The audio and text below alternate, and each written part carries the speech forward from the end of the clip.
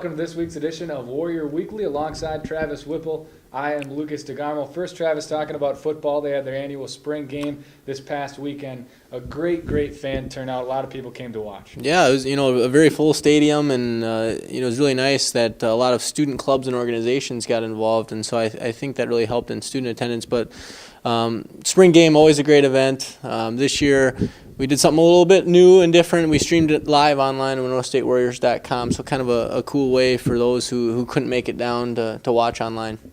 Looking at what happened during the game, some brilliant play. Rayon Simmons got in there with the first-team offense, 8 carries for 110 yards right out of the gates. Yeah, I mean, he's a beast, and we saw it last year. He can really do some great things, and 8 carries for 110 yards, pretty awesome. I really thought the offense shined. Obviously some new things on defense, but I really do believe that the defense played well too. All around a pretty good game, and you talk about running the ball. Chichi Ojika had what a great name that is, first of all, but 10 carries and 70 yards on the afternoon. So he did well, redshirt freshman he is, and so looking for some good things there. And Derek Engel, Kyle Melcher really had some good day in the receiving category for the Warriors. Before the start of the season in August, I think there's going to be a battle over the summer, which is always good for a team at the quarterback position.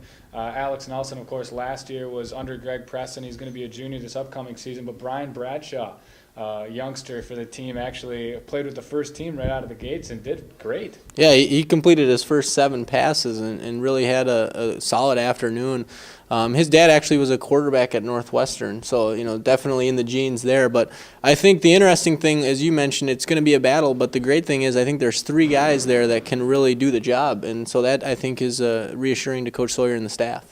Moving on now to soccer. They finished this spring with the annual alumni game and had 30 former student athletes back on campus to play in that. Yeah, great event, and really well attended as well. So it's neat that there's a lot of people following the soccer program who, they've done just outstanding. So it's very cool to see those former student athletes come back with all the conference championships that they've won, and a good battle and a great upcoming season. I think a lot coming back for the soccer program, and they open up the season against defending national champions Grand Valley State out there September 3rd. Last night was a student-athlete banquet here at McCollin Gymnasium, and it was a night on the purple carpet. Travis, you were there. Talk more about it. I absolutely like this event. It's a time where all student-athletes come together, and we look back on the past season, and so it's very neat. Kind of make it an SB-type theme. Some of the major awards, Freshman of the Year, Newcomer of the Year, Student Athlete of the Year, and Athlete of the Year. And so some of those winners were Mary Tyson was Female Freshman of the Year with Katie Wolf. And for the male side, Xavier Humphrey, the men's basketball player.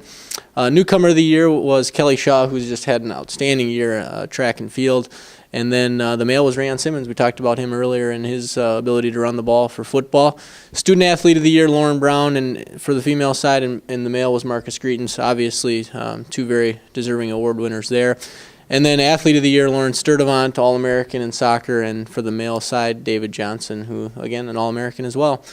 The other 2 major awards that were released this week from the NSIC, the 2 most prestigious awards a student athlete could win are the Britton and Kelly, and it's awesome that both come from Winona State. Marcus Greetens, a 4.0 pre-med biology major that played football, won the Britton Scholar Athlete, and then the Kelly was Lauren Brown, also a 4.0 student athlete, and she competes in 2 sports. Volleyball and track and field, and she's a biology pre-med major as well. So we've got a lot of great things going, and I think that's what makes me the most proud is what we do in the classroom and in the community. Congratulations to all the award winners.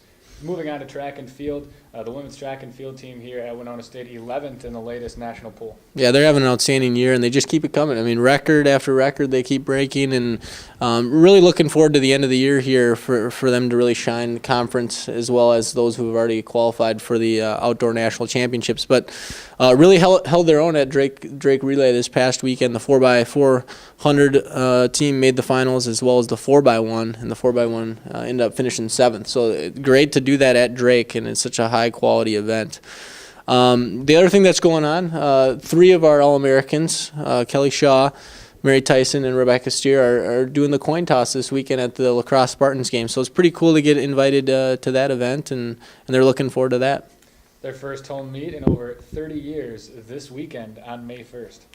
Baseball on the year is 31-11. This past week they split with Southwest Minnesota State, winning the second game 11-2. And baseball has a chance to win the conference this weekend if they win 3 of 4 or 4 of 4 games. A great opportunity for them at home this weekend against Concordia St. Paul to win 3 or 4 or 4 or 4, as you mentioned, and maybe get some outside help. They can win the conference, and again, they're right there in the regional as well. So some important games upcoming for them, and it's great that they're finishing out at home against Concordia St. Paul this weekend. As the year pans out for baseball, May 1st, home, as Travis mentioned, against Concordia St. Paul, 1 p.m. doubleheader. May 2nd at home against Concordia, noon p.m. start time. May 3rd, home, night game under the lights, 7 p.m. at Maxwell Lowry Field. That Monday, May 3rd, and then May 5th through the 8th, the NSIC tournament in St. Cloud. Moving on to Winona State softball now. They're 32-8 this season, 18-4 in the conference, 11-game winning streak. They're on fire. They're having an outstanding year. I think there were some question marks earlier on, but 32-8 is a great year. I don't care who you're playing or what you're doing. So Coach Jones has done an outstanding job, but I really got to look right now at the play of Courtney Strang. She's just doing a phenomenal job at pitching. You know, obviously they had the injury to Straczynski, and she's just stepped up to the plate, so to speak, or the mound, and really done well. Second no-hitter in 5 days for Strang, and threw a perfect game her last time out against Concordia. So really having a great year, and Katie Betry led the way offensively in the fifth inning of the second game, hit a home run.